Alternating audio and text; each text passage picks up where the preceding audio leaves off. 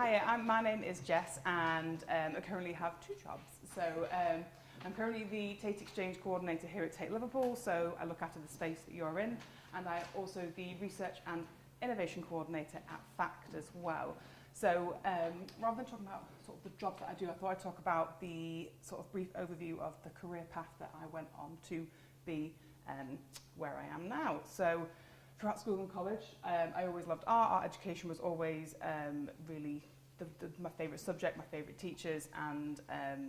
it was my best memories of school. So I came down the traditional path of wanting to do art at university, so doing art at GCSE and art at A-level and going and doing my foundation degree, and then I took art at university in September, and by Christmas I had dropped out and it was a really difficult decision to decide to leave university, and I'd done fine art just because I couldn't work out if it was the university I didn't like or if it was art that I didn't like. So luckily it was university. So, and the main reasons for me leaving university was that I was in the fortunate position that I'd always been in a school or a college that had really championed art and had really put it at the forefront of the curriculum and had always really encouraged me to go out and be independent and work on projects. And then I kind of pushed myself off a cliff going into university and not having this support system around me and not having much contact time on a weekly basis with a tutor and not being able to surround myself with the opportunities that were going on at university, which isn't something that I personally felt that I've been prepared for. So to get back onto the correct path, I don't know if it's correct, but to get onto that path, I actually went back to my art tutor that teach me for foundation degree, and they suggested that I go on to university but start at Southport College, where they did a feeder programme, so it would give me the opportunity to go back to university and study fine art, but begin in a college scenario and have more time with tutors and a smaller class group, and then working myself up to moving into a bigger university and into an institution. So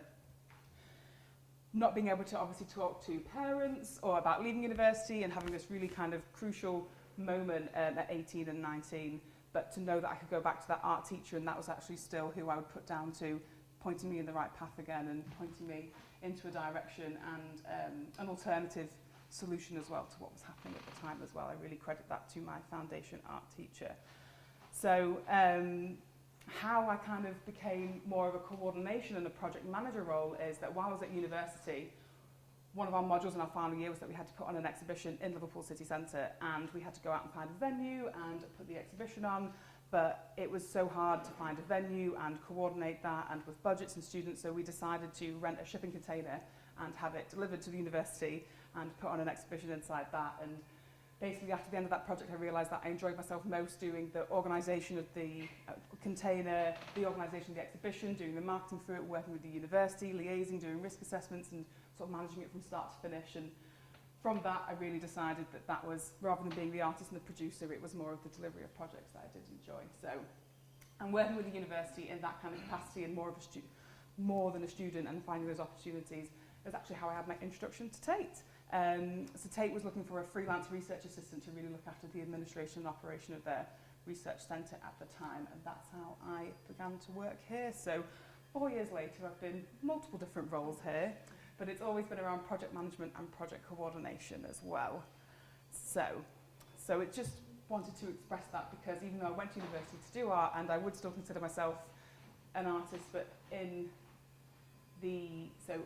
as well as, I don't know if we've got more pictures.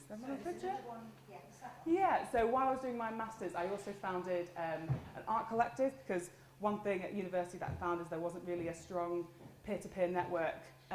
of what other artists were doing and what other Masters students who were doing things at different universities around the city were doing. So we founded this artist collective, and we delivered events here. We were part of Art Gym. We've done things at the Walker, and it was a way of us separating ourselves from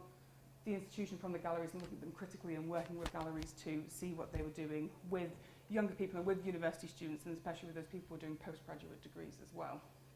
So